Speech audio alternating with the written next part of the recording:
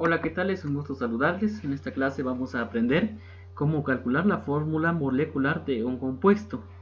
Vamos a ir rápidamente a la definición que corresponde a este tema, pero antes tenemos que conocer cómo calcular la fórmula empírica de un compuesto, ya que es importante para poder reproducir lo que es la fórmula molecular del mismo. Acá tenemos en esta definición es la proporción mínima en números enteros entre estos átomos que forman un compuesto. Ya que sabemos una fórmula, pues lleva un subíndice. Eso quiere decir que o indica la cantidad de átomos que lleva ese compuesto. Por ejemplo, el agua, H2O, el 2 implica dos átomos de hidrógeno.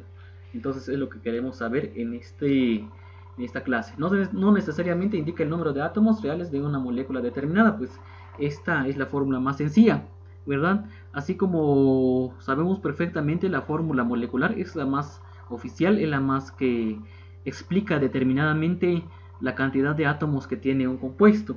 Pero la fórmula empírica es nada más un paso para poder llegar a la fórmula molecular, ya que se escriben de forma que los subíndices se reduzcan al máximo a los números enteros y sencillos. Por ejemplo, el N2HO4, o sea, la hidracina, cuya fórmula empírica es NO2, o sea que la fórmula oficial de la hidracina es N2O4. En otras palabras, al dividir 2 entre 1 me da 1, 4 entre 2 me da 2. Es, en otras palabras, una reducción a estas fórmulas. Pero generalmente la fórmula molecular se trabaja mediante un procedimiento matemático. Vamos a entender la fórmula molecular, pues indica el número exacto de átomos de cada elemento que están presentes en la unidad más pequeña de una sustancia, ya que dije hace ratitos, la fórmula molecular es la fórmula oficial de nuestro compuesto que estamos calculando, ¿sí? Así como hemos visto la fórmula empírica, pues es como un paso más para obtener la fórmula empírica, la fórmula molecular. Generalmente la fórmula molecular es la fórmula empírica amplificada, es decir, si tengo 2 y lo sumo 2, entonces es 4. Aquí dice, ¿cuál es la fórmula empírica del óxido de hierro? Que contiene 77,75% de hierro y 22,25% de oxígeno en masa. Generalmente esto tiene que llegar al 100%. Sabemos perfectamente que, por ejemplo, 77,75 se puede convertir en gramos o podemos utilizarlo en gramos. Entonces no hay problema porque acá está diciendo que es en masa. Entonces, en este ejemplo vamos a utilizar los gramos como para considerar que estamos trabajando la masa de un compuesto. Para determinar la fórmula empírica debemos recordar que al tener la composición centesimal de un compuesto, pues se pueden transformar estos porcentajes a masas, puesto que forman 100 gramos de un compuesto, así como dije hace ratitos, pues si tenemos el porcentaje lo podemos pasar en gramos, ¿verdad? O si tenemos en gramos lo podemos pasar en porcentaje, puesto que son unidades de medida equivalentes en este ejemplo, en estos temas especialmente. Entonces tenemos 77,75 gramos de hierro y 22,25 gramos de oxígeno, los que formarán el 100% de nuestro compuesto. Ahora nosotros tenemos que calcular la fórmula que corresponde. Con la masa de cada elemento podemos determinar el número de moles de átomos de cada uno. Ahora bien, dice acá, ten en cuenta que para este cálculo debemos dividir la masa del elemento por la masa atómica, no la masa molar, como lo indica la fórmula. Así como sabemos perfectamente, pues el número mayor se divide entre el número menor para que dé un número entero. Pues vamos a ver directamente los ejemplos para poder entenderlo. El número de moles que tiene el hierro, pues vamos a establecer entonces nuestro planteamiento así. Decimos que es igual a 77,75 gramos de hierro por un mol de hierro. Acá un mol de hierro pues son 55,8 gramos de hierro, ¿verdad?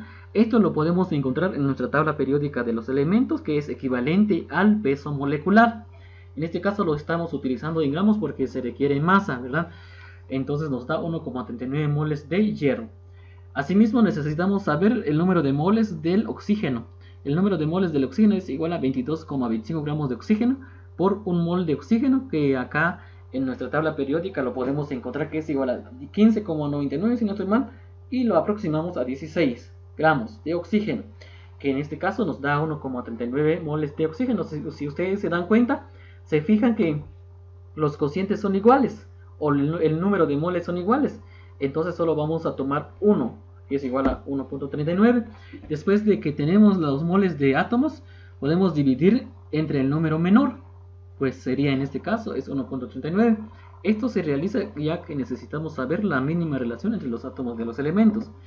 Para poder tener un número entero tenemos que tener acá en el numerador un número mayor, luego en el denominador un número menor, ¿sí? El hierro, pues acá lógicamente ambos tienen los mismos números y un número dividido entre sí es equivalente a la unidad, entonces acá tenemos el 1. Para tal efecto, pues la fórmula empírica de nuestro compuesto es hierro 1 y oxígeno 1. En otras palabras se escribe FeO. Si ustedes se dan cuenta por qué eliminamos el 1, lógicamente por concepto de álgebra el 1 no se escribe, ¿verdad? Está ahí, pero no se escribe. Aquí está entonces la explicación. Acá tenemos la fórmula empírica de nuestro compuesto FeO. Ahora bien, vamos a trabajar acá en este otro ejemplo, la fórmula molecular. La masa molar de un compuesto formado por carbono e hidrógeno es 28 gramos por molécula. Atentos, si se tiene un 14.28 gramos de hidrógeno, determina la fórmula empírica y molecular. Ahora, ¿cuánto es en cantidad de porcentajes el carbono? Pues acá se dan cuenta, no tenemos conceptos bien definidos. Para ello necesitamos realizar una resta. Sabemos perfectamente que la composición centesimal o la cantidad de gramos tiene que llegar a 100.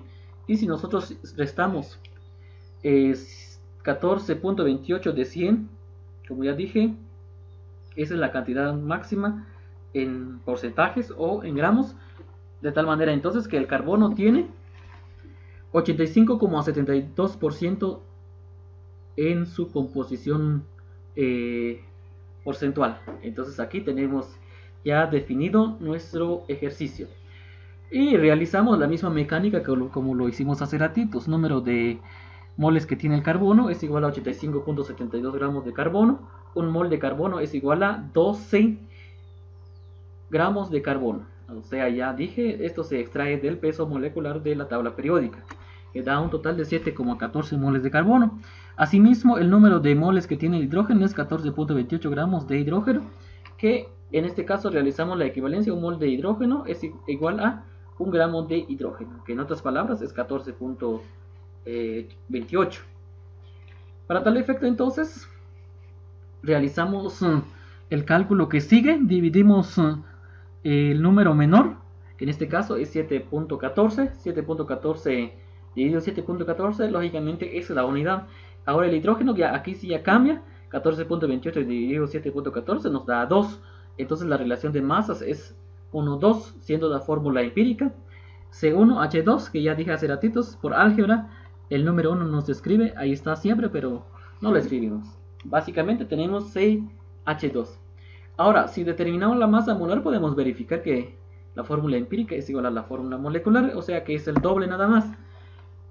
Si nosotros vemos acá, la masa molar del CH2 es 14 gramos mol, y nos están diciendo que nuestro compuesto tiene una masa 28 gramos mol en este enunciado.